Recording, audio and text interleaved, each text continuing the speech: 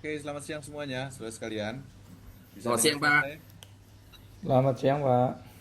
Oke. Yuk, kita mulai yuk kuliah kita. Hari ini yang mau kita bahas adalah kredibilitas. Jadi orang itu akan melihat kita sebagaimana yang ada di kepalanya dia, kira-kira gitu ya. Nah, sebagai pembuka, ada yang mau share nggak tentang pengalaman bisa kita melihat orang lain, bisa kita melihat kredibilitas orang lain, atau ada pengalaman nggak yang bagaimana orang lain tuh percaya kan dengan kredibilitas kita, gitu. Ya, jadi dua nih kemungkinannya. Kita dilihat kita kredibel atau sebaliknya kita melihat satu orang ini kredibel sehingga apa impact-nya terhadap kita. Silakan Farid, kamu insidental atau nggak sengaja kepencet? Ya, Pak. Ngajukan diri, Pak. Ya, silakan, ayo silakan. Gimana kredibilitasnya? Tentang kredibilitas kamu pengalamannya apa? Iya, Pak. Eh, Kredibilitas yang tadi Bapak sampaikan itu kan apa ya, kemampuan untuk mendapatkan kepercayaan dari orang lain ya, Pak. Gitu. Hmm. Nah, ini saya sharing terkait mengenai pengalaman saya ketika pertama-tama mendirikan perusahaan sendiri, Pak. Gitu, Pak. Nah, nggak mudah untuk menyadari sebagai posisi pemilik bisnis ya Pak. Karena nggak apa ya serta-merta eh, membuat otomatis orang itu atau anak buah itu percaya penuh terhadap eh, apa kemampuan saya sebagai direktur atau business owner gitu. Tapi tentunya pengalaman saya ini eh, yaitu untuk mendapatkan kredibilitas itu harus ada semacam kepercayaan Pak gitu dari tim, staff yang dibangun dari eksekusi atau tindakan nyata dari saya pribadi sebagai seorang direktur atau business owner Pak. Hmm. Hmm. Dan sampai sekarang berjalan alhamdulillah bisnis saya terus berjalan sampai usia sekitar 8-9 tahun sampai saat ini. Jadi belajarnya banyak.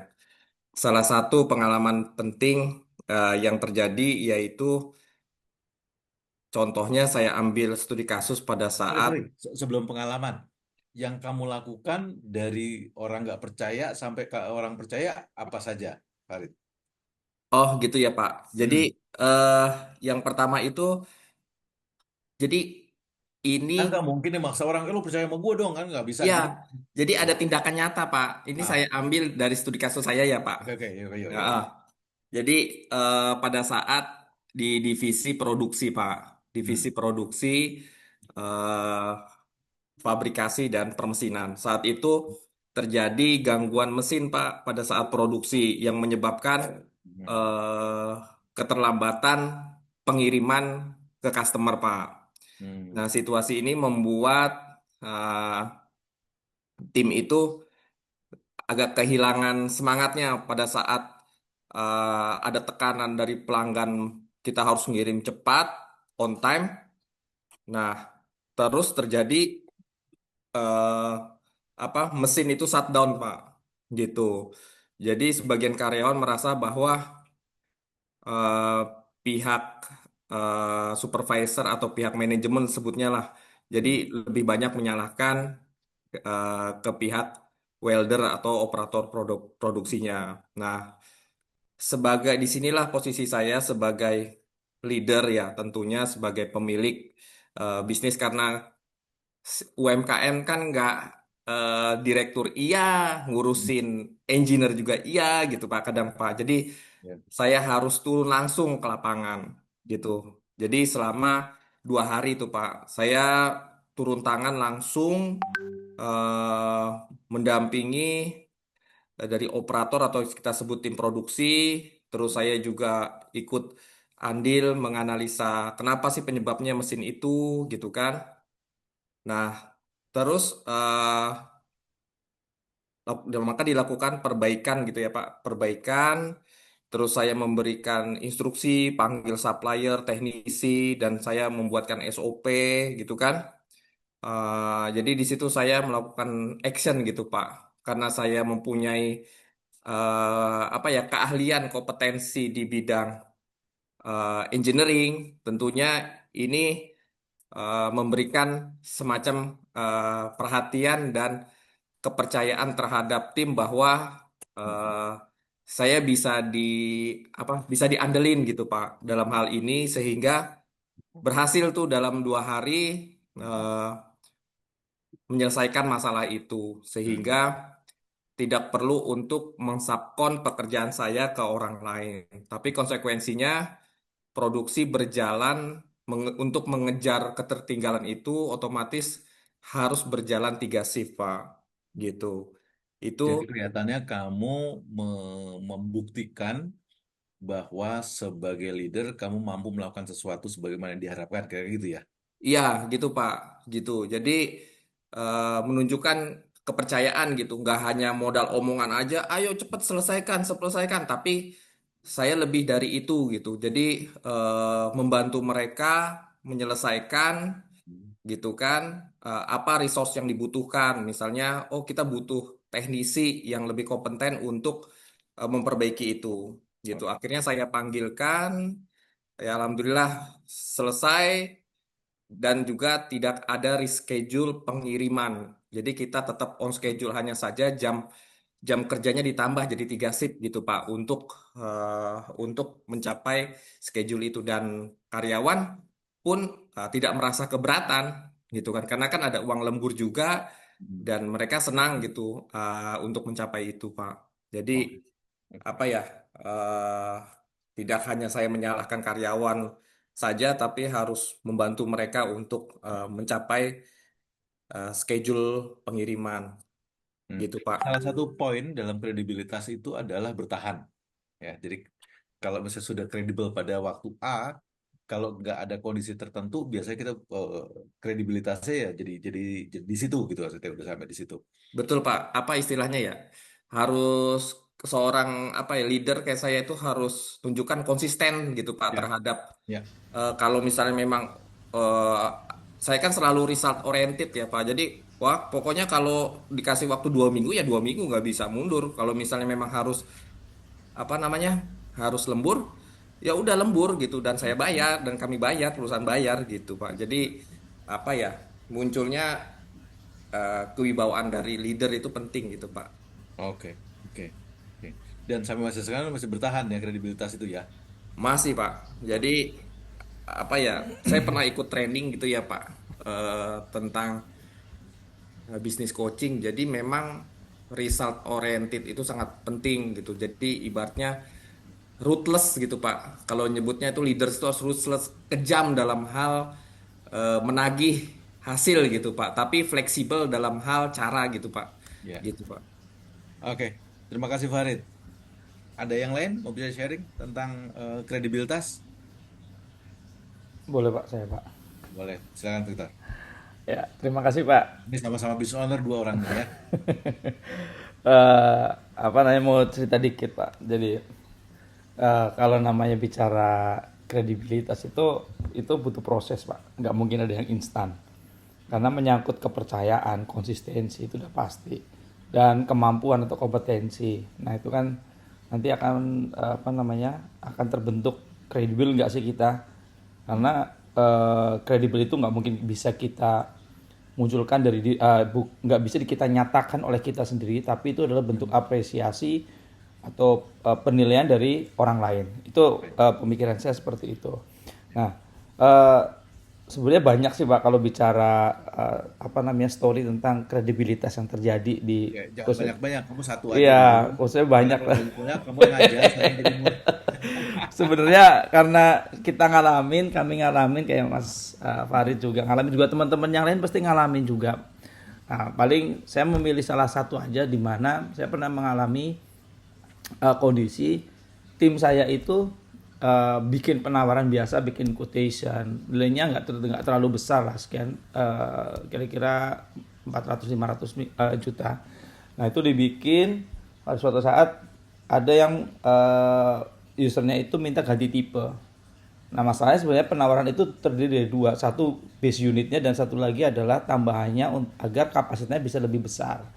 Nah, pada saat diganti tipe, orang saya itu tidak merubah kapasitasnya, tidak dimasukkan lagi kapasitas tambahan, yaitu baterainya, agar kapasitasnya lebih besar itu nggak ditambahkan.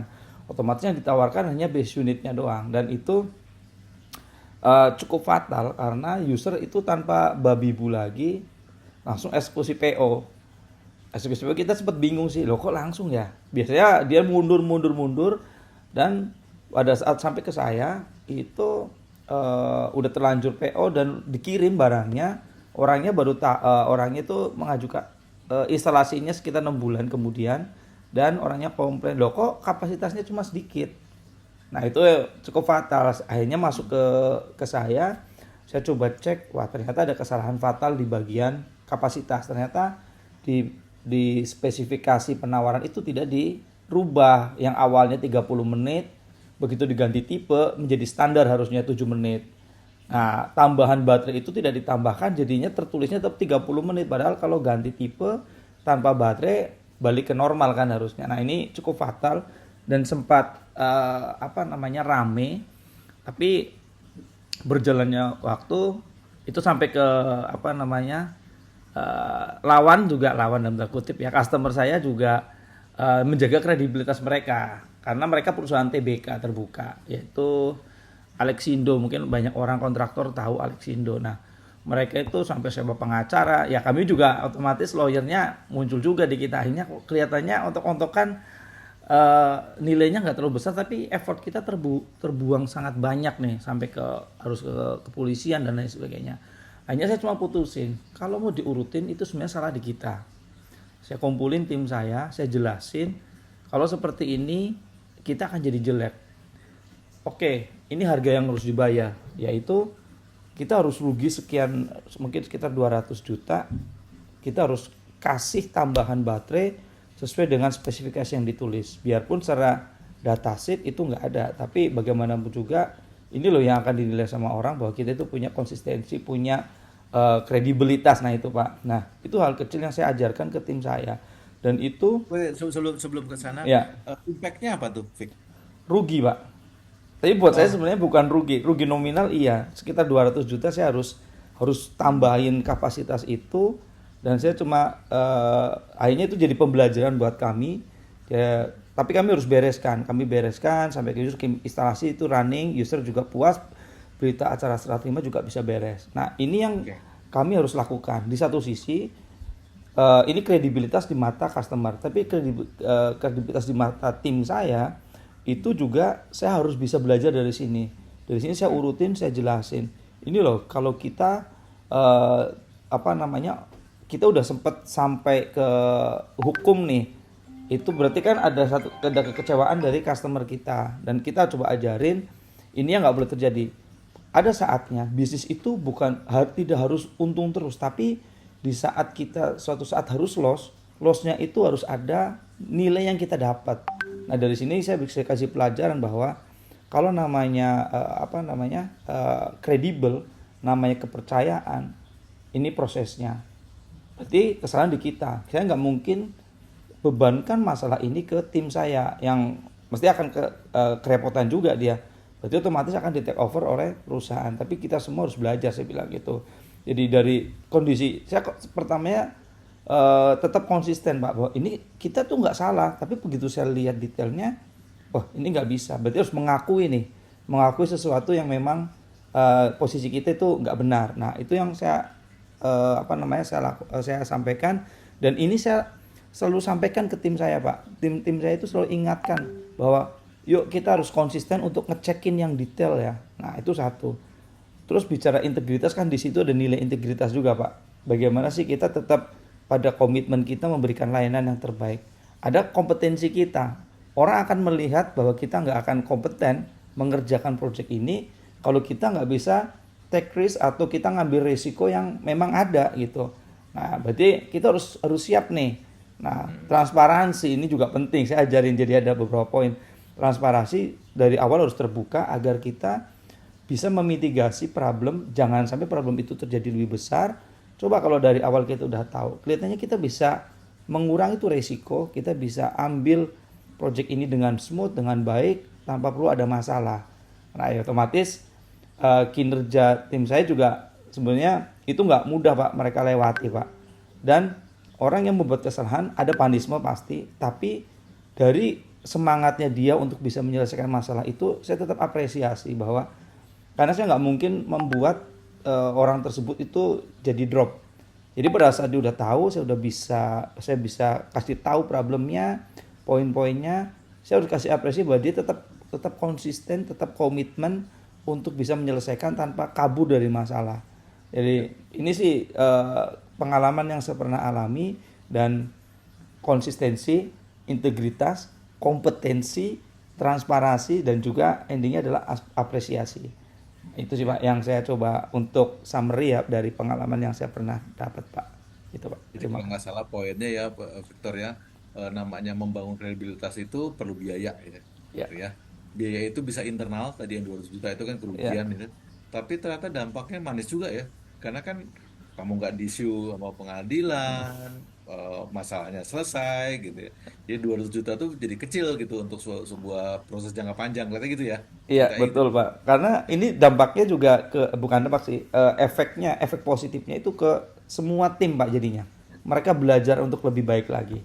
Itu menurut saya oke lah, wajar saya harus spend money 200 juta, tapi saya harus bisa dapat benefit untuk tim saya. Itu Pak. Oke, terima kasih Victor. Ya, Pak. Siapa yang lainnya? Imam, Satria, Danar? Saya mau share tentang kredibilitas.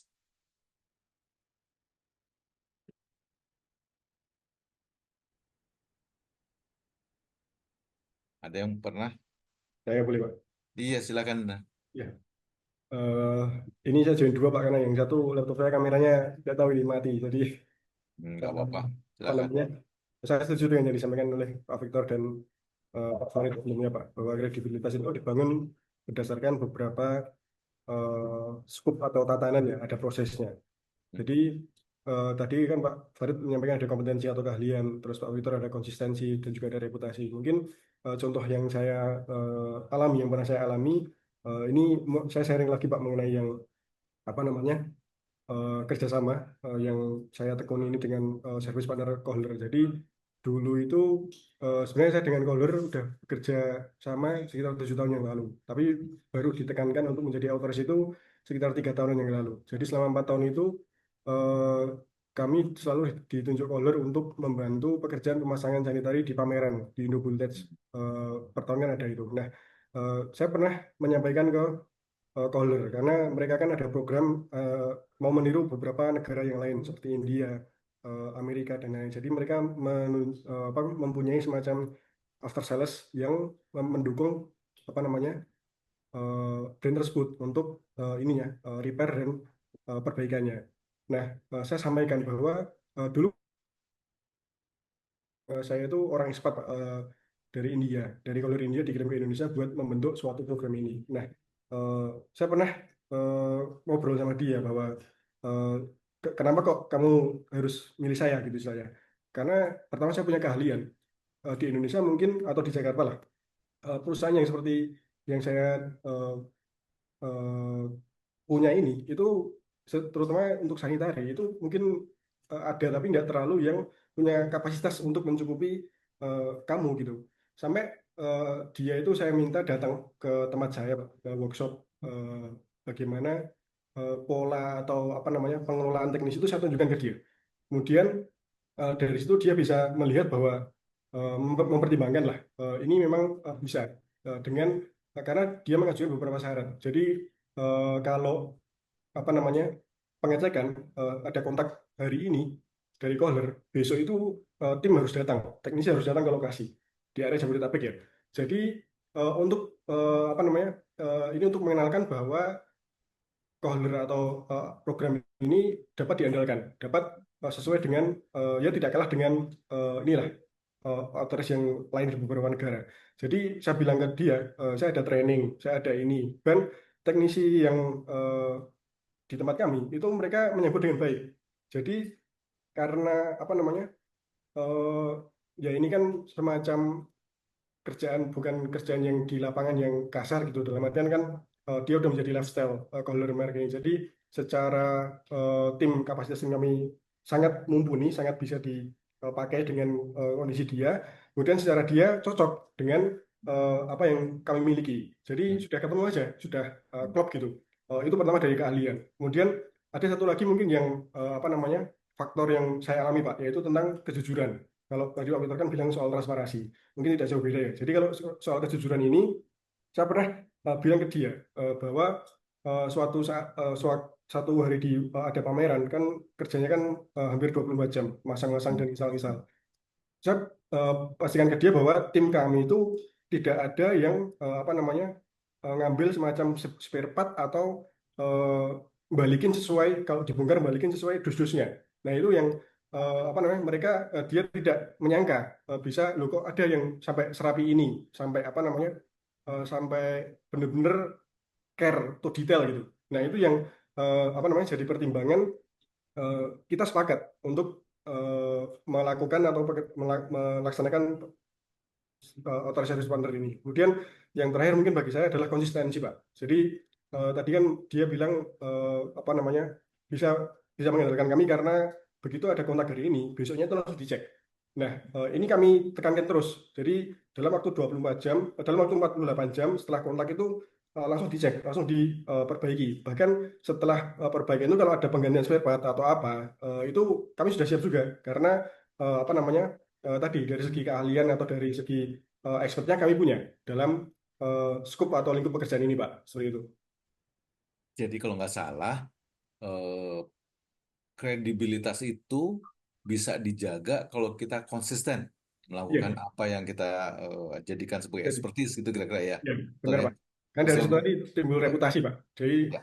dikenal. Bahkan klien-klien yang apa namanya, hanya kami cek untuk pekerjaan color itu sampai order ke kami pekerjaan yang lain Pak. Kan kami ada Hmm. beberapa divisi kan. Ya itu sampai saking ya kami membangun reputasi lah. Jadi win-win solution, kami juga Ya. dapat, dia juga dapat, seperti itu. Oke. Terima kasih Danar. Lainnya Imam, Satria, Nana. Oh, Nana bisa bisa datang katanya enggak. Bisa, bisa Pak. Alhamdulillah Pak. Ini udah Oh, selesai. sip. Makanya pas banget. Oke. eh, Kalau bicara tentang kredibilitas, apa yang saya alami setiap hari udah pasti ada ya Pak ya. Setiap hari Kayak berat bener itu setiap kredibilitas hari, tuh, setiap hari itu. setiap hari. Makanya pangkal dari kredibilitas itu dari kita ketika kita menunjukkan konsistensi kan cuma satu, Hmm. kepercayaan publik atau Yes. kepercayaan customer. Yes. Bagaimana kita membangunnya kan Pak. Hmm. Jadi kalau kita ambil case di sini, seorang apa tindakan leader yang menunjukkan ke kredibilitas yang pertama adalah transparansi. Hmm. Transparansi itu kita ngomongin di bidang saya ya Pak ya.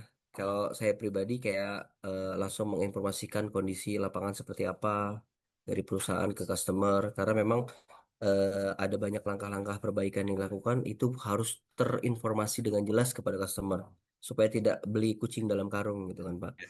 Ya. Yang kedua ya tadi benar kata Mas Danar adalah konsistensi adalah pangkalnya dari profesionalisme itu Pak.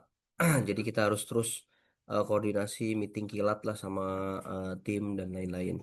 Yang ketiga itu jadi role model. Kita mencontohkan Hmm. bahwa kita harus turun ke lapangan saat event, mengecek kondisi lapangan seperti apa, kondisi event seperti apa. Lalu terakhir yang kita utamain adalah tanggung jawab dan solusinya seperti apa. Ya kan? Ketika kita kayak kayak contoh apa namanya ketika kita ada event turnamen terus ada orang yang kasih kita sponsor Hmm. terus kita ngejanjiin dia untuk ngasih branding logo benefit apa itu kan harus benar-benar transparan, Hmm. jangan sampai nanti ada hal-hal yang kurang berkenan atau kurang tidak seperti apa yang kita janjikan. Itu sih Pak, cuma balik lagi yang tadi Nana balik ke awal, keterbukaan ini akan menjadi sia-sia kalau tidak ada kepercayaan itu sendiri. Oke. Padahal Jadi kepercayaan itu dibangun loh, jangan lupa ya. dibangun, betul Pak. Bangun, nggak bisa Hmm. direbut kan ya. Betul Nah, betul. kalau kita nggak Itu sih. konsisten juga percuma tuh. Kepercayaan itu bisa Bet- rontok juga tuh lama-lama ya. betul Oke, Pak. oke. Terima kasih Pak. Terima kasih kembali. Satria, Imam, gimana tentang kredibilitas? Saya Pak, selamat siang Pak Trip. Selamat siang, silakan. Kalau yang lain-lain mungkin banyak hubungannya ke eksternal perusahaan ya. Kalau saya mungkin di internal ya. Bagaimana saya dulu masuk kerja itu memang benar-benar dari fresh graduate. Kebetulan Hmm. memang bidang yang saya masuk departemen itu saya sebenarnya buta sama sekali, belum banyak pengalaman lah ya Pak. Cuma memang atasan saya mungkin membandingkannya dengan suksesor dengan eh, karyawannya sebelumnya. Hmm.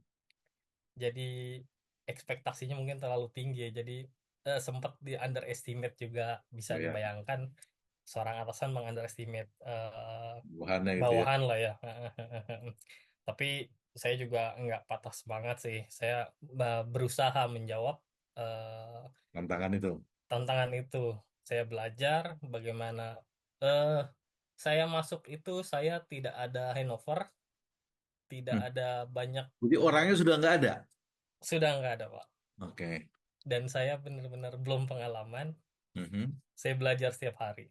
Saya Hmm. belajar lalu, dan memang ada apa ya, mungkin kebetulan yang sangat kebetulan, memang kebetulan ada tim juga yang mau cuti melahirkan. Jadi mau nggak mau bos juga akhirnya mungkin memberikan kepercayaan sedikit demi sedikit, dan kita juga menjawab kepercayaan itu sih. Heeh. Lalu Apa yang kamu lakukan, Imam? Kan kamu dianggap nggak bisa. belum Walaupun bisa. kenyataannya memang nggak bisa ya, bukan Iya, bukan berarti kalau dianggap kan harusnya bisa, tapi kamu dianggap lebih rendah. Ini kamu benar nggak bisa, terus tapi harus tahu ngerjain itu, gitu iya. ya kira ya, dapat kepercayaan lah ngerjain. Ya Apa yang saya kamu lakukan supaya kamu bisa mendapatkan kepercayaan itu? Saya banyak flashback sih Pak. Kebetulan kan finance accounting kan istilahnya mungkin pekerjaan yang berulang ya Pak. Jadi saya Ah, belajar dari apa ya, histori-histori sebelumnya, bagaimana hmm, posting jurnal dan laporan segala macam itu saya hmm, pelajari dari situ. Memang hmm, mungkin sedikit banyak saya belajar sendiri, dan kebetulan saya minta diajari juga sama atasan. hmm, Sampai suatu saat saya memiliki tim, eh, saya berusaha juga memberikan kepercayaan kepada tim itu untuk mengerjakan pekerjaan dengan baik. hmm. Eh, dan poin tambahannya juga, mungkin saya salah satu yang terakhir, kebetulan perusahaan itu close Pak, tutup. Hmm. Ya, jadi mungkin Tapi bukan karena kamu kan dia close kan? bukan Pak, memang close Pak. Dan saya dari memang yang awalnya underestimate sampai mungkin sih, kalau pemikiran saya ya salah satu yang diandalkan, bisa dibilang menjilat udah sendiri bos saya. Tapi ya udahlah, saya anggap itu pelajaran yang sangat berharga, bagaimana saya nanti tidak mengunderestimate tim saya seperti itu. Sampai dengan di perusahaan yang sekarang, kebetulan di perusahaan multinasional, perusahaan yang sekarang memberikan banyak kesempatan saya untuk bertanggung jawab, membuat report langsung Hmm. ke HQ, termasuk membuat proyeksi keuangan perusahaan sih. Jadi Oke. pelajaran yang bisa saya ambil banyak adalah, memang kita harus banyak belajar, puas dan bangga boleh, tapi kita jangan sampai berhenti di situ sih. Hmm. Kita harus tetap banyak belajar dan memperbaiki diri setiap hari. Istilahnya kita lebih dinamis lah ya Pak, dan termasuk memberikan kepercayaan kepada tim. Mungkin Oke. seperti itu. Terima Good. kasih Pak. Terima kasih, Imam ya. Satria, ada yang mau dibagikan? Oke Pak, izin Patri, selamat siang. Ya, Sanjan. Mungkin kalau dari saya sih lebih ke reflektif ya Pak ya. Mhm. Jadi berdasarkan pengalaman saya juga gitu ya, bikin mungkin konteksnya di luar perusahaan ya Pak ya, bikin acara mungkin sama teman-teman gitu. Jadi secara internal memang saya juga harus tanya gitu ya ke diri saya sendiri gitu.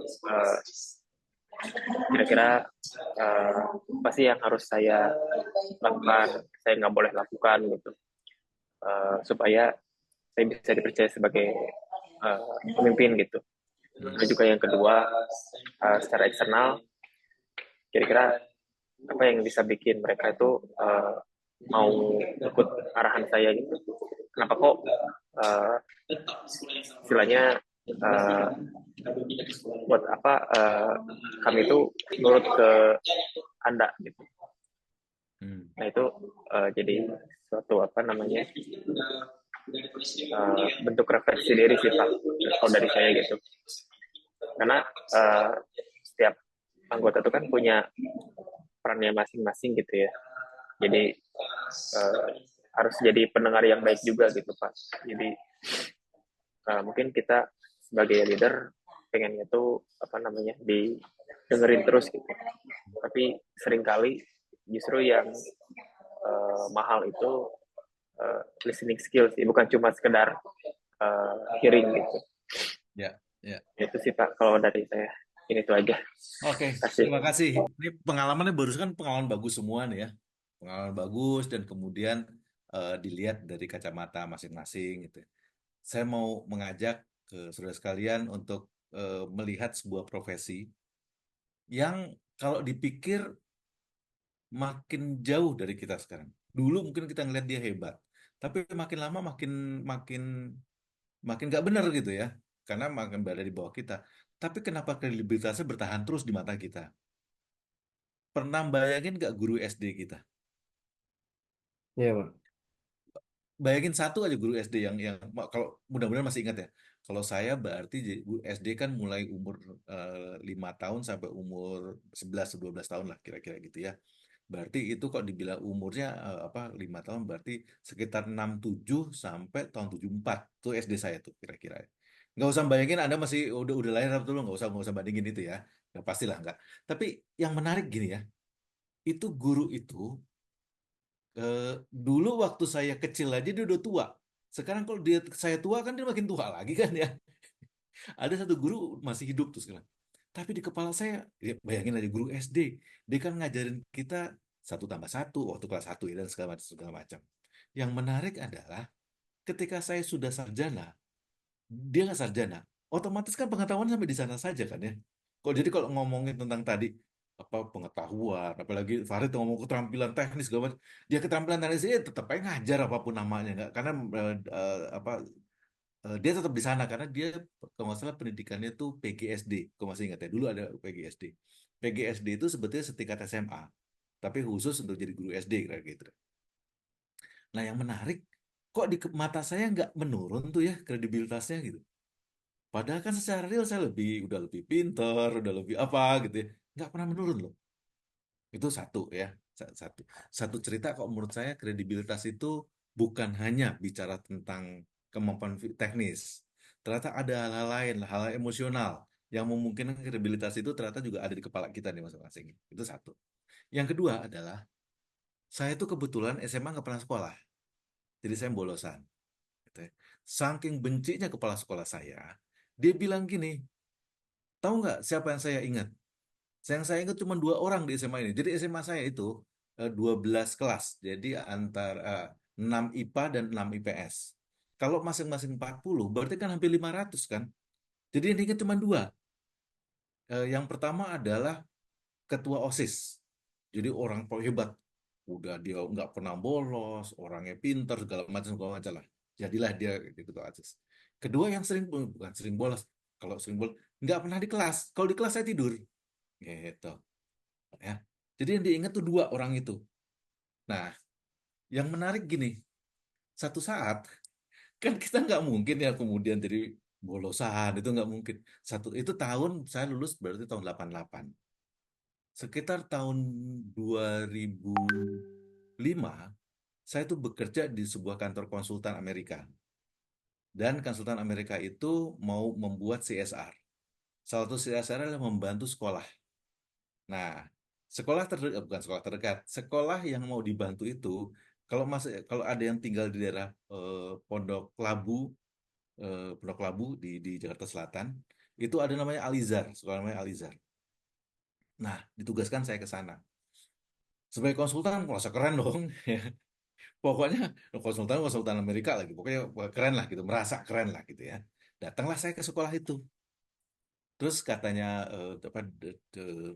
manajemennya mau dikenalkan dengan ketua dewan pembina sekolah. Kenalkanlah masuk sana. Begitu buka pintu, tahu nggak siapa? Kepala sekolah saya yang dulu. kita nggak nyebut nama, saya nyebut gini lah. Kalau pernah berbuat dosa, nggak mungkin lah kita nggak ingat sama orang ya. Di kepala kita udah tahu tuh siapa aja kita berbuat dosa, apalagi dosa-dosa gede banget gitu ya.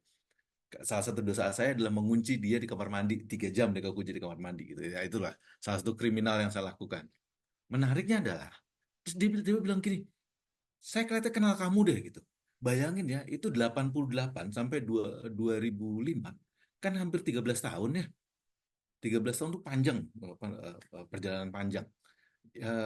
Yang menarik, terus dia bilang gini, dia cerita lah tentang saya dan segala macam. Terus dia tanya, kamu sekarang kerja apa tadi? Saya bilang, Bu, saya mau membantu ini. Karena proposal udah masuk gitu.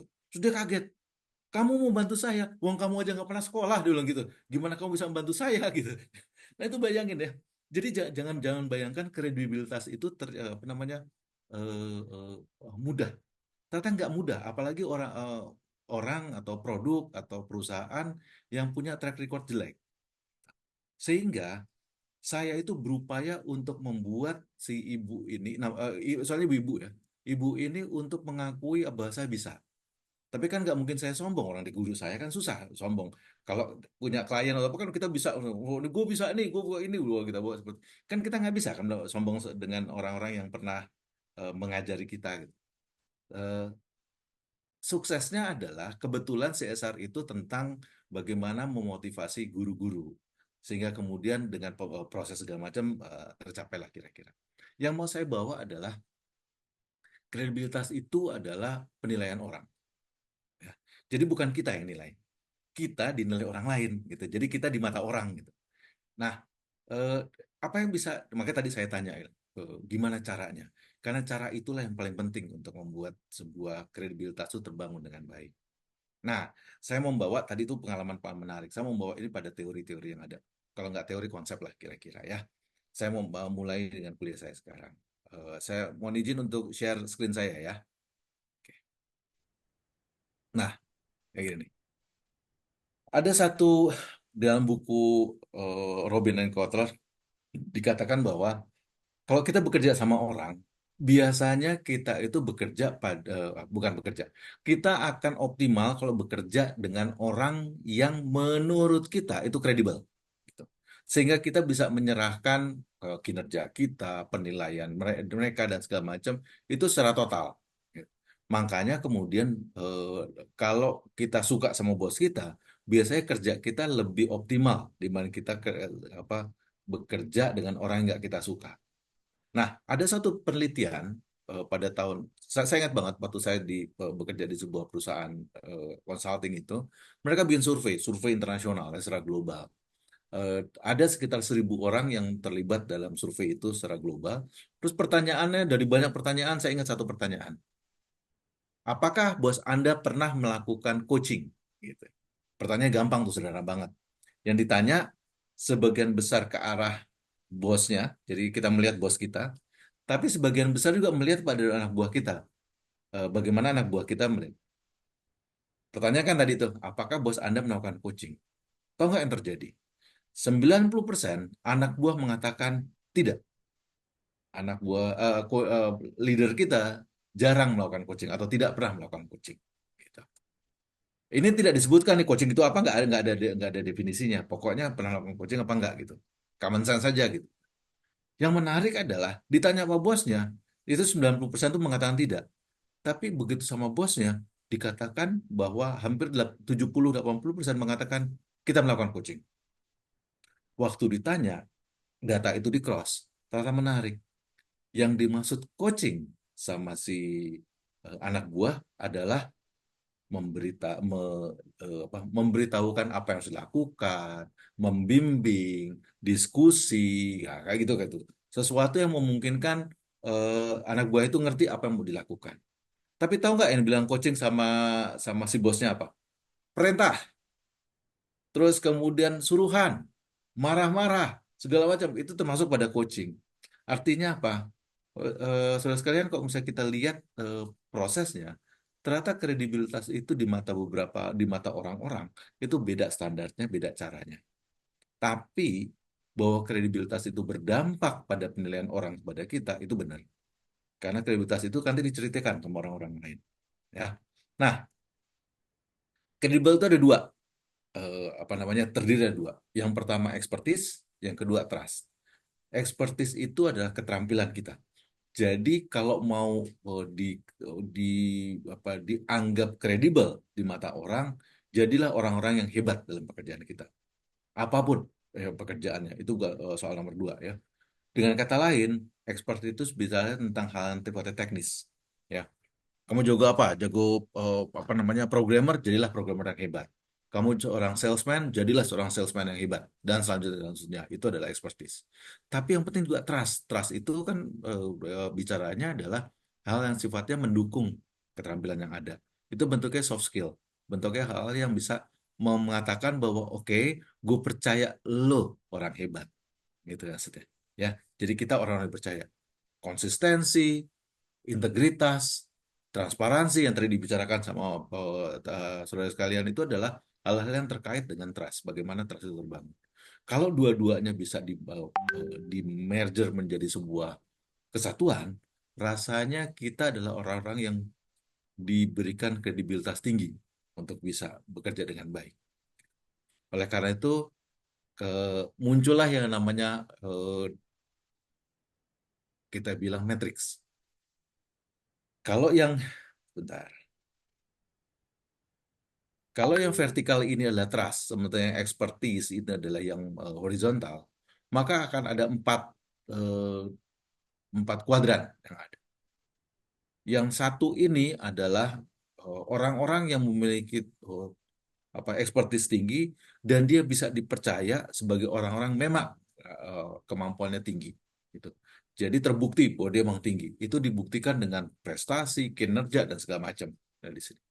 Tapi ada juga orang yang expertise tinggi, kalau kita lihat nih Q2 ini ya, ini nih expertise tinggi, tapi trust-nya rendah. Kenapa kira-kira? Yang pertama, mungkin dia tidak pernah bergaul sama orang lain, mungkin dia orang-orang yang suka solo karir, mungkin dia nggak peduli sama pandangan orang lain. Yang penting gue jago di sini. Ya nggak apa-apa juga, silakan saja. Biasanya orang-orang yang ada di sini adalah orang-orang yang secara terampil memang dia terbukti. Tapi jangan harapkan dia bisa bekerja sama orang lain juga, karena buat dia nggak perlu nih hal seperti ini nih, yang trust seperti ini. Biasanya orang-orang yang bekerja di fungsional ini benar-benar ke arah sini nih. Geologis contohnya, dia bisa kerja sendiri. Dia punya keterampilan dia bekerja sendiri. Contoh yang paling populer itu ada Indiana Jones. Ya. Indiana Jones itu kalau bisa bekerja sama orang pasti berantem tuh. Tapi kalau pernah nonton ya film Indiana Jones itu. Tapi kemampuan dia untuk men-tracking sesuatu, apalagi tentang benda-benda purbakala itu luar biasa gitu. Dia ada di sini. Tapi ada juga yang di sini nih.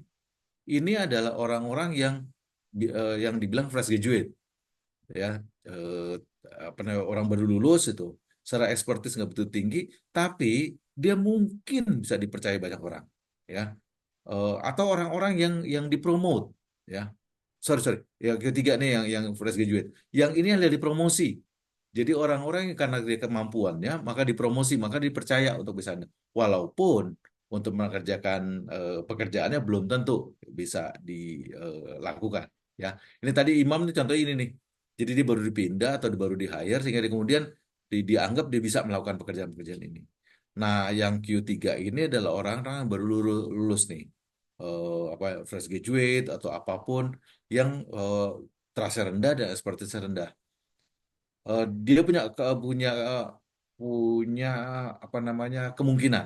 Apakah dia mau membangun trust-nya dulu atau membangun expertise-nya dulu atau sama-sama supaya ke sana, tergantung. Itu adalah pilih-pilihan yang dia punya. Nah, terus sekalian, kalau kita bicara leaders, maka leaders itu adalah orang-orang yang berhasil membangun ini. Membangun expertise dengan baik, sekaligus membangun trust dengan baik. Gabungan dari keduanya ini yang menyebabkan yang namanya leadership itu bisa berkembang dengan optimal, kayak itu. Ya. Oke, berikutnya adalah, nah, apa sih yang sebetulnya membuat yang namanya kredibilitas itu bisa dipahami dengan baik? Sebetulnya yang pasti adalah komunikasi. Apapun namanya saudara sekalian, kalau orang menganggap dia kredibel, yang pertama dilihat adalah bagaimana berkomunikasi. Tapi sebelum kita ngomong komunikasi, saya mau tanya dulu, saudara sekalian. Kalau kita ngelihat orang, ya, ngelihat orang, eh, coba deh. Kalau kita ngelihat orang, atau kita baru bertemu sama orang, atau Anda semua nih mudah-mudahan sudah pernah atau sudah punya pasangan masing-masing. Apa sih yang dilihat pertama kali di pasangan Anda kira-kira?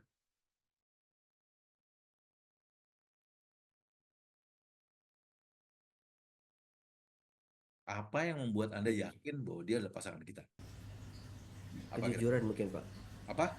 Kejujuran. Oh, menarik tuh ngomong kejujuran. Pada pertama kali kelihatan nggak kejujuran deh? Ya. Enggak sih, tapi kita tes. In- Harus dites. Berarti pertemuan kedua, ketiga baru muncul tuh kejujuran. Tapi ketika kita anggaplah kita ketika jalan ya, anggaplah bukan spouse lah. Kalau spouse jadi ragu-ragu, takut dosa sih, mainannya takut dosa sih. Kita di jalan nih, kita di jalan ya, jalan sama-sama nih.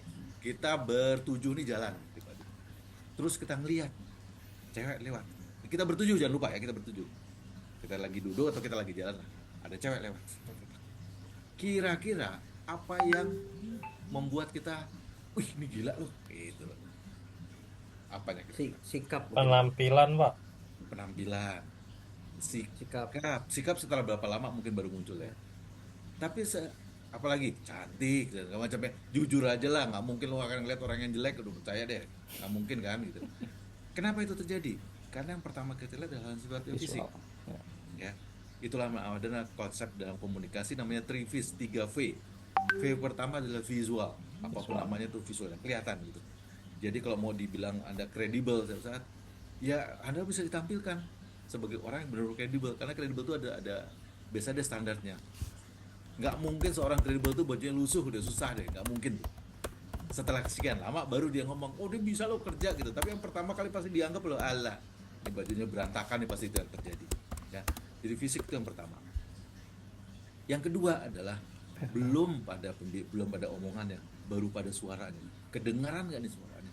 Suaranya bisa didengar nggak? Suaranya bagus nggak nih? Cuma itu dulu. Kontennya belum tentu. Ketiganya baru kontennya. Jadi ada 3V. V pertama adalah visual. V kedua adalah Vokal.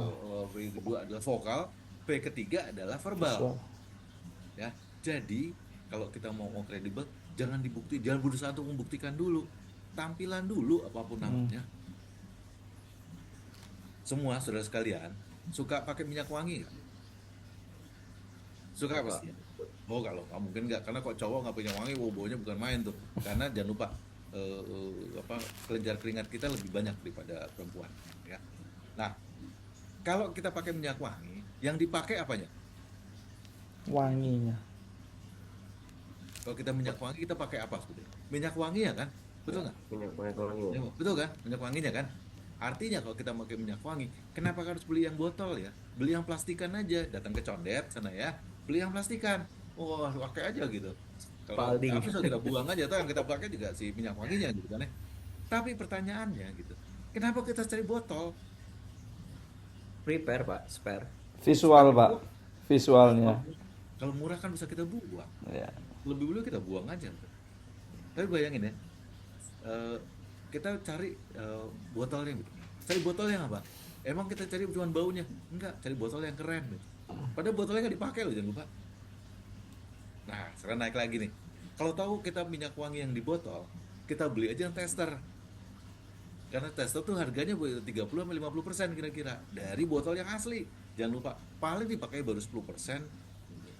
Harganya cuma 50%. Jadi kalau mau beli yang mahal, misalnya apa? Fahrenheit-nya Dior gitu misalnya ya nggak usah beli yang full, cari yang tester. Itu baru dipakai 10%, tapi harganya turun 50%. Kalau mau. Kalau tawarin, kenapa nggak mau kira-kira? Nggak ada bungkusnya, nggak ada kotaknya. Sekali lagi, padahal kotaknya nggak dipakai. Artinya apa saudara sekalian? Kredibilitas itu Visual. belum tentu kelihatan langsung. Yang dilihat tuh packagingnya. Nih, tanpa kita ngomong, lihat. Nana nggak usah berubah dulu, nah. Udah gitu aja tadi kayak tadi. Lihat. Kalau kuliah kayak gitu, apa yang kepikir coba? Santai. Nana lagi mikir, enggak, dia lagi ngelamun. Ya, bayangin sekarang nih kalau saya ulang nih, kayak Victor yang ngangguk-ngangguk. Kayak Farid yang belaga ngelihat screen, padahal nggak pernah lihat screen. Bisa aja itu WhatsApp yang dia lihat gitu ya. Nah, contohnya adalah, saudara sekalian, kredibilitas itu yang kelihatan. Jadi percuma kita ngomong, lu perhatiin gue, nggak perlu gitu. Buktiin aja bahwa kita bisa. Karena pertama kali yang dilihat adalah tampilan-tampilan kita, pekerjaan-pekerjaan kita. Itulah sebabnya ya. Ini kan ada beberapa business owner, juga ada yang profesional. Kalau kamu bikin proposal gitu ya, ya hati-hati dengan proposal, jangan bikin sembarangan. Sebelum dibaca, dilihat itu jilitannya rapi atau enggak, kiri kanannya lurus atau tidak, itu dulu tuh sebelum dibaca. Pengennya. Jadi kredibel itu dirasakan orang, belum tentu kelihatan. Ya, oke, yuk kita masuk lagi pada materi kita. Kan kalau saya nggak usah banyak-banyak, percuma juga ngomong banyak-banyak kalau kamu pada ngantuk semua kan susah. Oke, nah ini komunikasi sebagai backbone dari sebuah kredibilitas. Itu sebetulnya ada 5 hal yang paling penting. Yang pertama adalah siapa yang ngirim informasinya, ya. Ini namanya sender. Ini adalah ya, kita yang ngirim. Kalau di dalam kasus ini saya lagi ngomong nih. Saya ada di sini sebagai sender dan Anda semua sebagai yang lagi mendengarkan itu namanya receiver, ya. Apa yang sedang kita pertukarkan? Message, pesannya, pesan disampaikan, ya. Untuk membuktikan bahwa pesan ini muncul adalah feedback dari Anda semua kepada saya di sini.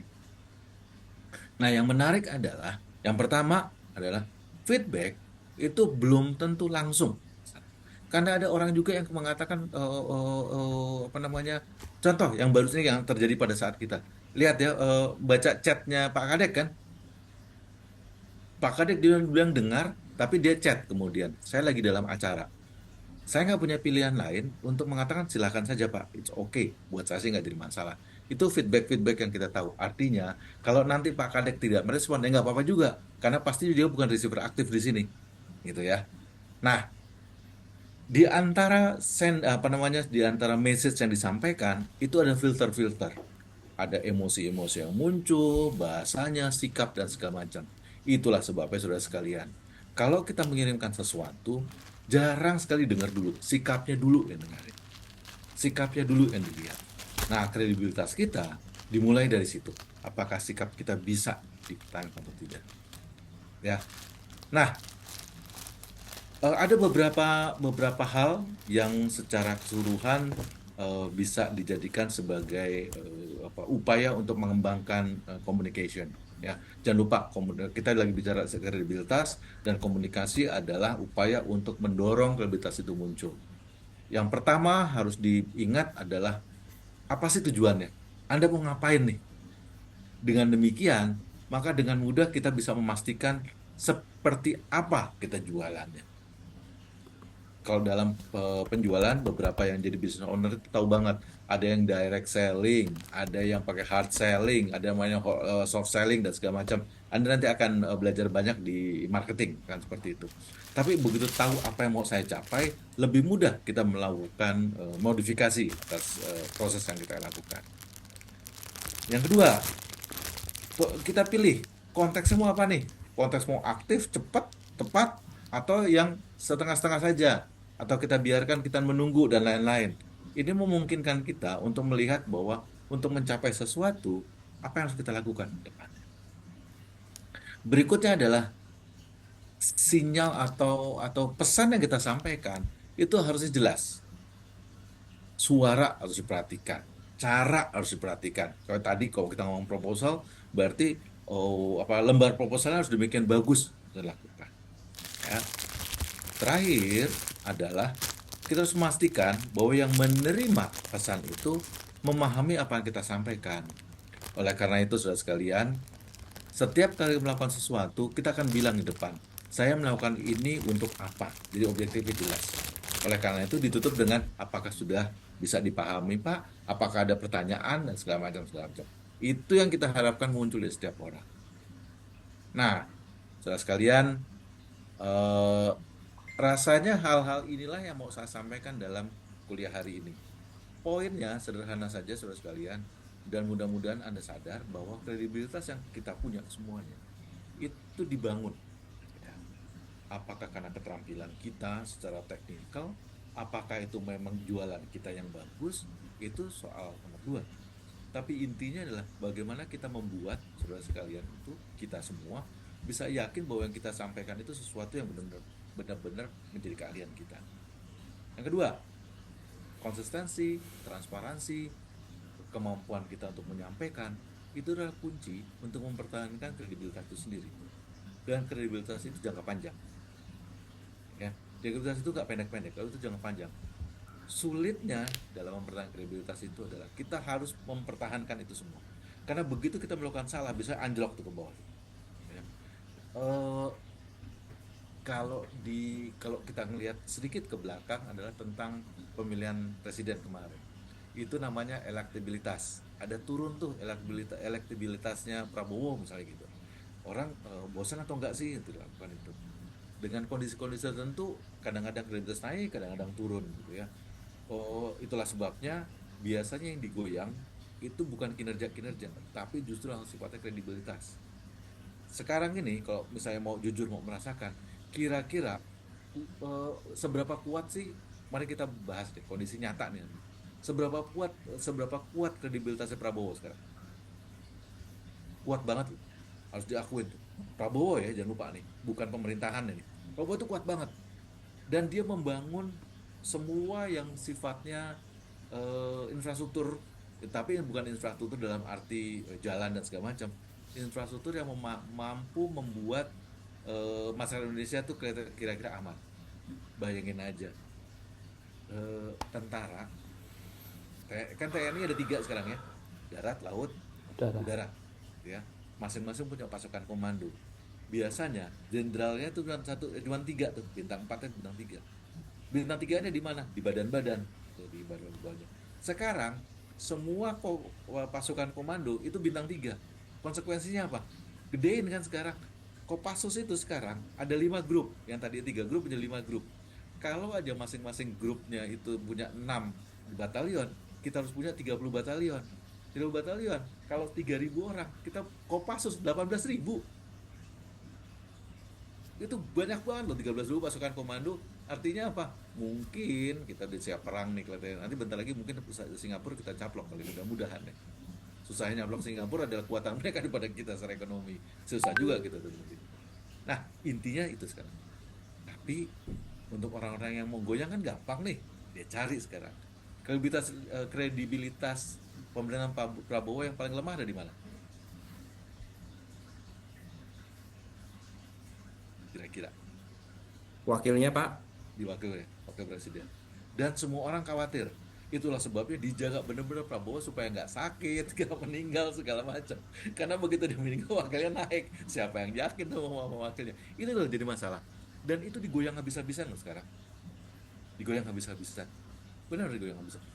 Kalau Roy Suryo tuh pakai ijazah, kalau ini pakai apa? Banyak digoyang habis-habisan. Nah, jadi saudara sekalian, dengan kita nggak usah polemik lah ya. Tapi intinya adalah kredibilitas itu dibangun dan harus dipertahankan. Kalau kita mau pertahankan itu semua. Dalam bisnis, susahnya dari kredibilitas itu begini, bukan susahnya lah. Kredibilitas itu disampaikan dari orang ke orang, ya. Sehingga kalau misalnya ada yang jelek, biasanya akan cepat meluncurkan si kredibilitas itu dari titik paling tinggi titik terendah. Oleh karena itu kan banyak orang ngomong tuh, kalau ada kritik sampaikan ke saya, kalau pujian gak usah sampaikan, dirasakan saja gitu. Tapi bagaimana kalau misalnya kita ngomong Indomie nggak enak, begitu ngomong lu makan apa? Indomie. Kalau 3.000 orang ngomong Indomie, 6.000 orang bisa makan. Bayangin aja itu kayak gitu. Dan Indomie kan makanan mahasiswa sehari-hari ya. Pernah jadi mahasiswa nggak kira-kira? Mahasiswa yang kere maksudnya. Kalau misalnya kaya sih susah lah. Kalau mahasiswanya nggak pernah makan Indomie ya susah. Tapi kalau misalnya yang pernah makan Indomie setiap hari, itu merasakan loh bagaimana terbantunya. Tahu nggak Indomie harganya berapa? 5.000, 3.000 udah matang kan ya? Yang mentah 2.000-an ya. 2000. 2.200. ada yang nggak 2.000 loh, nggak sampai 2.000. Ada loh. bayangin. 2000 kan selembar uang yang warnanya kelabu itu kan, yang jarang-jarang kita lihat kan. Sebetulnya orang tumbang Misakura, parkir. Misakura, Misakura. Oh, lagi ada beberapa mie yang memang uang murah gitu. Kalau nggak salah dulu ketika kita ngomongin Indomie, bener Indomie ya, mereknya Indomie. Karena kan semua mie kan namanya Indomie kan, betul nggak? Iya Pak, betul. Jadi, masakan Indomie gitu, begitu dimasakin mie sedap gitu, ya sudah sama aja lah gitu, Indomie juga gitu kan. Padahal harganya beda. Nah itu bayangin aja, dengan kata lain, dengan 5.000 rupiah bisa kenyang. Itu sudah plus telur satu biasanya 5.000 rupiah. Bayangin aja. Ya, makanya miskin lo, nggak pernah miskin jadi susah, lo nggak pernah ngerasain tuh bagaimana miskin. Kalau katanya Surya kalau makanya miskin supaya kita tahu bagaimana susah gitu. Tapi susah juga kalau kita maksa anak kita miskin ya, nggak rela juga kita anak kita miskin kan. Nah itu aja sekalian, sebelum ditutup ada pertanyaan dulu kira-kira. Pak, maaf ya teman-teman, Nana ada pertanyaan nih. Oh silakan silakan. Sebenarnya ini pertanyaannya nyambung sih Pak. Ada dua yang mau ditanya. Lebih ke tanggapan Bapak sih Pak. Tadi kan Bapak sempat bilang kan, sebisa mungkin kita menjadi kredibel. Kayak contoh misalnya kredibilitas seorang sales Pak, dimana produknya sendiri nggak dipercaya gitu, atau perusahaannya sendiri kayak abu-abu gitu loh Pak. Bagaimana sikap kita untuk menjadi seorang yang kredibel gitu? Pertama itu. Oke. Terus yang kedua, di dalam kredibel itu kita tahu kan, dapat dipercaya dan diandalkan. Ketika Bapak menjadi owner, Bapak memilih satu pemimpin, itu pemimpin yang bisa dipercaya, tapi secara skill kurang, atau secara skillnya mumpuni, tapi kita masih abu-abu gitu, belum percaya banget sama dia. Gitu. Itu loh Pak. Terima kasih Pak. Oke, terima kasih Nana ya. Ini kan kasusnya kalau saya nggak salah, yang kamu tanya kasus tentang sales ya, betul nggak ya? Iya. Sales ini dua nih kuncinya. Yang pertama adalah produknya, yang kedua adalah salesnya, si orangnya. Kadangkala produknya gini, saya selalu bilang kalau bikin produk, bikinlah produk yang bagus banget sehingga tanpa ada sales, sampai ada orang yang menjual, dia bisa jualan diri sendiri. Ya, itu produk yang bagus. Contohnya kalau di Gias itu adalah Bentley. Mobil Bentley, Ferrari, apalagi apa yang kuda, gambar kuda jingkrak gitu. Ferrari, Lambu Pak, lambu. Jaguar, Jaguar segala macam. Itu mau apa namanya? Produk-produk yang nggak didiemin aja udah pasti ada orang beli. Ya, jadi produk yang paling penting. Tapi ada juga produk-produknya biasa, tapi salesnya luar biasa. Kalau di Gias sekali lagi itu Avanza, ya. Makanya saya cuma logika aja gini. Kalau di Bentley pernah lihat nggak Gias atau apa Indonesian International Motor Show ya, IIMS betul nggak ya? Itu kan ya. Pernah lihat nggak SPG-nya dilihat? Lihat ini contoh nih, dan ini real. Bentley nggak usah kebuka-buka, kita tutup aja dibeli. Avanza untuk datang itu perlu SPG yang bajunya itu cuman di sini, diturunin kelihatan atasnya, dinaikin kelihatan bawahnya. Kenapa itu penting? Karena salesnya, gitu ya. Dan itulah yang mendongkrak. Nah, menjawab pertanyaan Nana, fenomena itu muncul di dalam kita kalau jadi sales. Tinggal pilihan kita. Kita mau membuat, karena yang kita jual produk sebetulnya kan. Artinya apa? Harusnya produk itulah jadi backbone kita, bukan kitanya, bukan saya. Ya. Dengan kata lain, buktikan bahwa produk itu berlaku bagus. Gitu. Gimana cara buktikan? Kamu harus menggunakan dulu produknya, tes produk itu bagus atau tidak. Contoh ya, kalau kamu mengatakan bahwa produk sepatu dan kamu jualan sepatu itu bagus, ya pakai sepatunya. Itu terjadi sama Yusuf Kala. Yusuf Kala itu nggak pernah pakai produk yang mahal-mahal, produknya murah-murah, tapi kuatnya bukan main. Karena dia bilang, kalau lo mau kasih gue produk biasa-biasa aja, lo kasih gue produk yang kuat. Sepatunya itu kalau nggak salah mereknya apa ya, ada merek lokal kok dari Surabaya, dipakai sama dia dan bener nggak pernah copot, udah 15 tahun gitu. Dia buktikan bahwa dia bisa. Nah tapi kan Yusuf Kala yang jualan ya. Masa Yusuf Kala bohong kan nggak mungkin gitu ya. Nah, balik lagi, udah produknya bagus, kita juga bisa lebih bagus, bisa lebih bagus. Gimana ya kalau kita menjual produk yang baru ditawarkan? Kira-kira apa yang harus kita lakukan? Yang pertama sebetulnya kita pelajari. Kan kamu belajar marketing kan ya? Belajar namanya customer behavior kan? Perilaku customer kan? Ini makanya menarik nih. Banyak orang mengatakan bahwa kalau di UMKM terutama ya, kalau mau bikin produk, bikin yang sesuai dengan keahlian kita. Nah, pertanyaannya sekarang, kalau kita jago bikin gado-gado gitu ya, masa kita akan jualan gado-gado? Ada berapa ribu gado-gado di satu jalan yang sama? Kalau di IMI itu di pasar itu ada 4 tukang gado-gado, gitu ya. Jadi kalau kita jagoan bikin gado-gado, berarti kan kita penjual kelima. Artinya kita cuma jual pasar berapa persen tuh di antara pangsa pasar yang lain. Gitu ya. Dan saya selalu bilang, salesman yang baik itu sebetulnya balik lagi pada apa yang mau dicari. Kalau dia cari adalah duitnya, ya jangan dia masuk ke production. Jadi jangan bikin produksi, jadilah broker. Karena broker itu memungkinkan kita dapat sesuatu tanpa harus melakukan produksi kan. Kan kita nggak usah produksi. Ambil dari tempatnya Victor, kita jualin ke tempatnya Farid. Dari Victor dikasih 100, kita jual ke Farid 150. Kita dapat 50 perak. Tanpa kita harus produksi. Ya, artinya sekarang kalau kita mau kredibel, daripada kita berpatokan pada produknya, kita aja jadi bang. Kita buktiin bahwa itu memang hebat. Nah, kita lakukan tuh berbagai caranya. Itulah sebabnya broker yang bagus itu bukan cuman menjualkan produk dari Victor ke Farid tadi contohnya, tapi meningkatkan, punya nilai tambah. Misalnya yang saya punya pengalaman gini. Pernah pergi ke daerah Jawa Tengah bagian Tenggara nggak? Ada satu kota namanya Klaten. Pernah dengar nggak? Klaten itu kalau pernah jalan-jalan ke sana, ada satu desa namanya Bayat.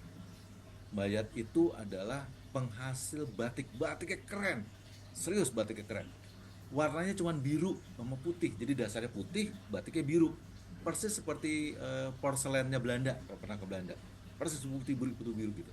Masalahnya adalah, tahu nggak harganya berapa? Nggak lebih dari 75.000 satu lembar. Satu lembar itu 1,5 meter kali 2 meter. Itu 75.000. Saya cuma bilang, untungnya berapa ya 75.000 satu lembar? Itu pun kalau laku sehari. Nah, saya coba nih bilang ke mereka, Bu, ini kan bagus nih, saya bilang gitu. Bagaimana menjualnya? Ya kita tungguin aja. Kenapa nggak pakai sosial media? Jadi sosial media juga, bayangkan ini tahun 2000 awal ya, 2001, 2002 gitu. Sehingga belum terkenal. Oh, sekarang terkenal namanya Bayat itu. Nah, kemudian saya bilang, dia bilang waktu sudah kita ke media sosial, ke sosial media, tapi nggak pernah, kok nggak laku-laku. Saya bilang, udah deh kalau gitu, gini deh, saya bawa ya ke Jakarta, saya beli. Kalau gitu saya beli 20 lembar. Harganya pada waktu itu cuma 75.000. Saya beli 20 lembar, saya bawa ke Jakarta. Tahu nggak saya lakuin? Saya gulung, saya ikat pakai tali rami. Jadi bukan tali biasa, tali rami. Tali rami itu tali yang dari kayak tali tambang tapi kecil, ya, kayak tali itu. Terus ditutup pakai kertas. Saya titip ke teman-teman saya yang memang buzzer sama influencer. Kalau dong ke IG lo, dulu pakai Twitter kan, Twitter terserah deh, pokoknya lo tawarin lo macam-macam.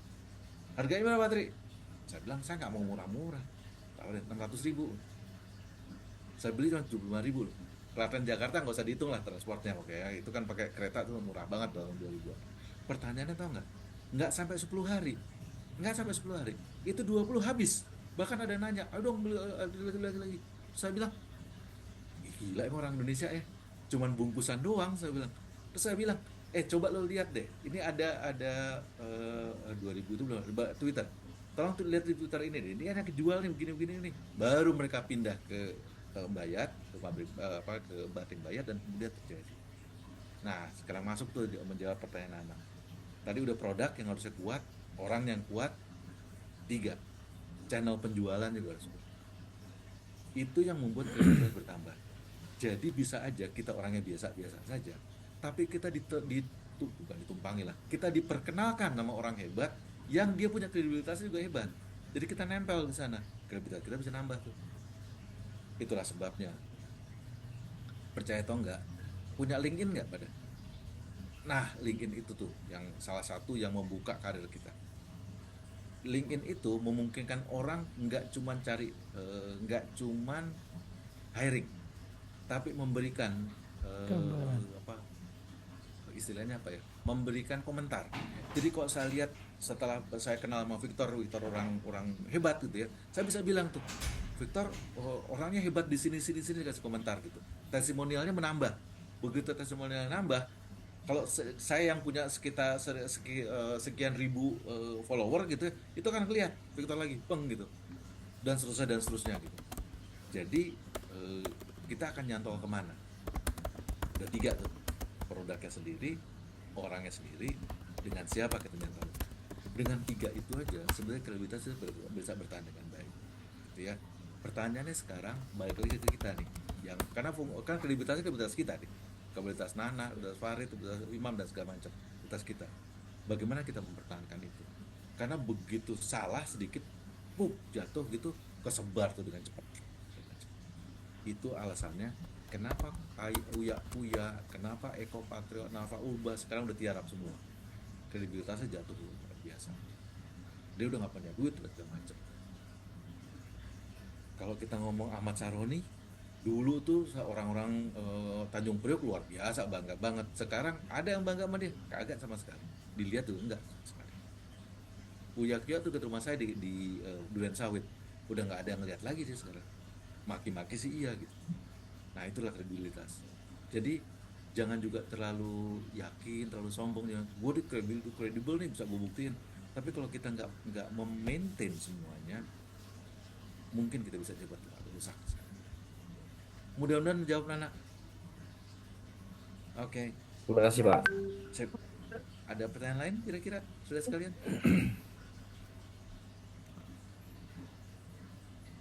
Oke. Ada? Dikit aja Pak. Berarti Silakan. sebenarnya tadi kan ada untuk bisa menunjukkan kredibilitas itu perlu komunikasi Pak ya, kalau saya tangkap Pak ya. Komunikasi itu akan membuat orang jadi bisa trust sama kita, kita juga bisa membuktikan kemampuan atau expertise kita. Ya. Dan sebagai media kita untuk bisa nunjukin semua yang kita miliki sebenarnya. Nah, pasti ada obstacle Pak ya, yang sering kali terjadi obstacle. Ini jadi agak ngomong ke komunikasi Pak. Obstacle dalam hal ini yang sering maksudnya Bapak lebih tahu nih masalah-masalah yang sering terjadi Pak, khususnya di leader nih Pak, dalam memanfaatkan komunikasi yang tadi udah sempat disinggung sih, bagaimana kayak Sahroni, Uya Kuya itu kan kesalahan mereka yang tidak disadari ya. Itu kan bentuk komunikasi Pak.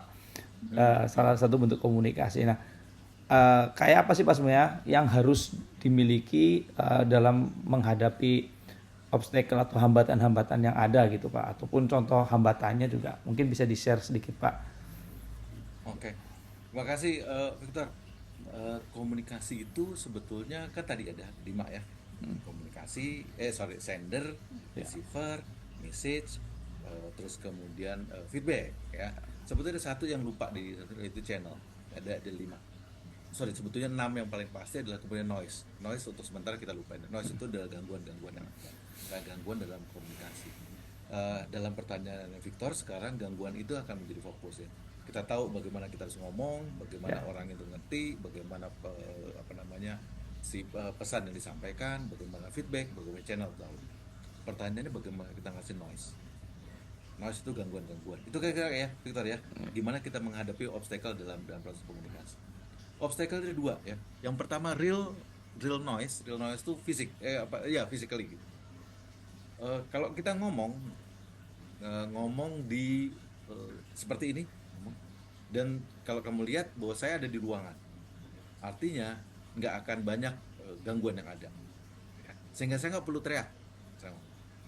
Ketika kemudian ada pihak lain ngomong, saya mulai pakai earphone, kayak si Victor nih pakai earphone. Kenapa? Saya membatasi, jadi orang lain nggak saya fokus pada apa yang saya dengar tanpa saya mendengar orang lain. Pertanyaan saya sekarang, kalau kita ngomong di jalanan seperti apa? Nggak mungkin kan kita pakai ini, orang yang ngomong di depan saya gitu, nggak mungkin kita pakai ini terus ngomong-ngomong kan pakai ini. Ya mendingan pakai telepon aja ketahuan. Apa yang harus saya lakukan? Artinya noise itu bisa secara fisik kelihatan. Kalau kuliah kita ini dibawa misalnya kita ngobrol yuk di pasar gitu, bahkan susah ngomong, percuma juga. Padahal goalsnya adalah menyampaikan Informasi. materi kuliah kepada para mahasiswa. Ya kalau di pasar pasti nggak kena, karena caranya bukan begitu. Nah, itu yang pertama, obstacle pertama. Ngatasinnya gampang, cari aja yang secara lingkungan sepi, di kelas kayak di mana kayak gitu, supaya ngomongnya jadi lebih, itu gampang. Yang paling susah obstacle kedua, yaitu ada di kepala. Kepala itu misalnya gini, paling gampang ya. Saya ada rencana, saya ada jadwal lain. Sekarang jam 2:15. Di kepala saya jam 2:30 itu sudah ada jadwal. Oh, itu di kepala saya langsung gitu. Gue harus ngomong apa lagi, harus ngomong lagi apa lagi ya. Ini kan waktu begini, kapan gue motong, yang gue potong mana gitu. Itu yang terjadi di kepala kita. Atau sebaliknya, kamu punya janji pada jam 2:30 misalnya, janji. Itu jadi kebanyakan bilang, ya kalau misalnya sama saya ngomong, Pak saya izin duluan ya begini, buat saya terserah. Itu kan udah oke aja buat saya. Tapi pertanyaannya nggak semua dosen seperti itu. Jadi dengan kata lain, obstacle dalam komunikasi itu ada yang physically, ada yang secara imajiner, itu ada di kepala. Nah, gimana ngatasinnya? Ngatasinnya adalah fisik paling gampang diatasi, karena dengan pindah-pindah. Yang sulit adalah justru di kepala kita masing-masing. Dan saya nggak pernah ngerti di kepala kamu ada apa. Itulah sebabnya buat saya, kalau kamu terlambat, buat saya ya nggak apa-apa gitu. Tapi kasih tahu aja kamu lagi ngapain. Saya nggak lihat ya, kuliah kita kan nggak ngitung absen ya. Iya. Absen minimal sih buat saya, aduh, nggak datang juga urusan lo lagi, lo yang bayar gitu. Saya sih sesederhana itu buat saya, kamu yang milih gitu. Ya, tapi pertanyaannya kan nggak semua dosen kayak saya Iya. gitu. Ada dosen yang ngitung satu-satu, kalau kurang satu kuliahnya nggak tahu tuh, ada juga seperti itu. Kalau saya, selama kamu bilang kamu ada di mana, lebih gampang gitu. Jadi nggak ikut tuh nggak jadi masalah, karena buat saya 1, 2, 3, 10, 30 sama aja, effortnya sama. Dengan kata lain, balik lagi, mengatasi obstacle sangat tergantung pada konteksnya. Dan jangan lupa juga, cara saya belum tentu berguna buat orang lain. Jangan lupa, ada orang yang sakit hati loh, kayak gitu. Dicuekin tuh ada yang sakit hati. Buat saya sih urusan lagi nggak denger, buat saya sih gitu. Maka satu saat ada yang menarik, saya ngajar di UI nih. Terus ada mahasiswa kuliah pakai sendal. Ya nggak apa-apa kan orang pakai sendal. Buat saya sih terserah. Saya pernah demikian miskinnya sehingga saya nggak bisa pakai sepatu. Saya nggak punya sepatu. Saya pakai sendal. Sendalnya sendal jepit pula. Nah, dosen-dosen saya itu membolehkan gitu. Nah, saya bilang nih, kebetulan saya kan nggak ngajar pada jurusan saya. Saya ngajar di komunikasi. Saya lupa, value-nya beda. Terus ada orang yang, oh ini mahasiswanya pakai sendal segala macam. Terus saya bilang, kenapa nggak boleh orang pakai sendal? Dia nggak menghormati kita gitu. Terus saya bilang, Mbak, kan Pak, kalau saya di komunikasi manggilnya Mbak sama Mas. Mbak, Mas, kehormatan itu tidak di sendal loh. Saya bilang gitu. Wah, orangnya malah marah sih Pak. Karena yang dibantai itu orang-orang yang benar-benar punya value yang beda. Oke, selalu jadi ingat. Oke, berarti cara ngatain obstacle juga sangat tergantung pada konteks. Gitu. Jadi sekali lagi, kalau ngomong obstacle, ada dua, fisik sama di kepala kita. Plus satu lagi yang ada di antara kedua, itu perasaan-perasaan. Nah, perasaan-perasaan ini yang kadang-kadang sulit. Saya pernah punya, bukan pernah punya pengalaman, baru aja pengalaman yang terjadi. Jadi suatu saat saya komplain, saya saat ini sedang ada training di sebuah hotel. Training saya peserta 30 orang, terus ditambah dengan panitia dan pengajar segala macam ada 6. Jadi 36 orang. 36 cukup banyak untuk sebuah acara. Sehingga kemudian saya minta sama kafetaria itu untuk memblok, karena Komisi Siang tuh kan banyak training yang lain, untuk memblok tempat supaya kita nggak usah nunggu gitu, nggak usah nyari-nyari, jadi di blok tempat. Oke nih, bersedia nih, bersedia. Jadi sudah ditulis ini punya grup saya gitu ya, ada tulisan. Tapi kan tidak semua orang di dalam petugas kafetaria, tugas di tempat makan itu Apa dengan peserta tempat saya kan, waktu itu kita nggak pakai nentek segala, nggak pakai lanyar. Jadi begitu ngomong apa kau boleh duduk ini, dia pikir rombongan kita boleh duduk. Begitu tahu ada yang duduk, saya komplain kan, saya bilang gimana nih, waduh pak, kita nggak tahu gini gini gini gitu. Oke, nggak tahu gimana caranya. Oh pak, kita cari tempat deh gini gini. Sampai itu secara substansi saya dapat bahwa saya kemudian bisa makan dan tim saya bisa makan. Masalahnya udah pada sikap. Tahu nggak ketika ngomong terangin tuh, tangannya masuk ke saku loh. Artinya itu udah jadi lupa tuh objektif yang saya mau dapat tempat makan, jadi lupa karena sikapnya dia. Jadi ada 3 tuh, mulai saya ngomong obstacle, mulai dari fisik, mulai dari kepala, satu lagi sikap. Jadi kita karena sikap orang, jadi sikap orang yang tidak sesuai dengan apa yang kita harapkan, itu jadi jadi masalah. Nah, komunikasi kalau yang 1, 2 gampang, 3 itu bukan di kita soalnya kontrolnya, dipicu sama orang lain, dipicu sama pihak luar. Nah, kematangan emosi orang itu yang nomor 3 itu yang paling susah karena itu gampang banget dipicu. Apalagi orang-orang yang kalau bisa dibilang itu sumbunya pendek, kan sumbu pendek, jadi gampang marah gitu.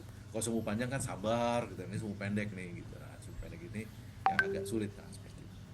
Kira-kira gitu, Victor. Kalau mau ngomong itu pengalaman saya ya komunikasi seperti itu.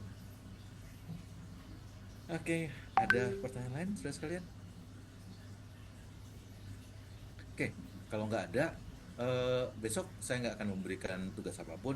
Saya akan lihat besok topiknya apa yang mudah. Saya akan kirimkan secara WhatsApp pada hari Senin. Kenapa? Saya juga lagi menghitung kapan kita akan melakukan UTS. Kan kita sekarang pertemuan ke-5 ya. Pertemuan ke-6, sorry. Nah, betul ya? Lima, Pak. Jadi harusnya kelima. 5. Kelima. Berarti masih 2 lagi pertemuan ke-8 kita baru UTS. Nah, saya mengingatkan lagi UTS-nya adalah vlog ya, bikin vlog maksimum 3 menit itu tentang konsep dari leadership yang kita pelajari ya. Besok kita ngomong yang UAS ngomong tentang bagaimana implementasi. Jadi kita harus kamu cari siapa tokohnya, dan kemudian kamu belajar dari tokoh itu apa sih yang sebetulnya bisa dipelajari dan kenapa itu menarik buat Anda ya. Jadi masih 3 minggu lagi. Jadi kalau misalnya mau mau nyoba silakan ya. Kalau mulai mau bikin silakan aja. Walaupun saya tahu ya, dikasih tahu dari kemarin pun bikinnya nanti ya pada hari terakhir udahlah. SKS juga sistem kebut semalam juga kan. Tapi mudah-mudahan kalau saya cuma 5 menit oke lah ya, nggak usah terlalu. Mungkin kalau paper jadi sulit tuh. Saya juga kerepotan bacanya. Kalau vlog gampang kok, dilihat kapan saja, bisa pakai handphone dan segala macam. Oke, saudara sekalian, terima kasih atas waktunya. Mudah-mudahan minggu depan tetap sehat. Mudah-mudahan kita Sabtu depan bisa hari Kamis supaya nggak terus-terusan hari Sabtu ya. Ya itu aja yang bisa saya sampaikan. Mudah-mudahan berguna buat kita semua. Saya foto sebentar. Ini buat ini ya. Bentar.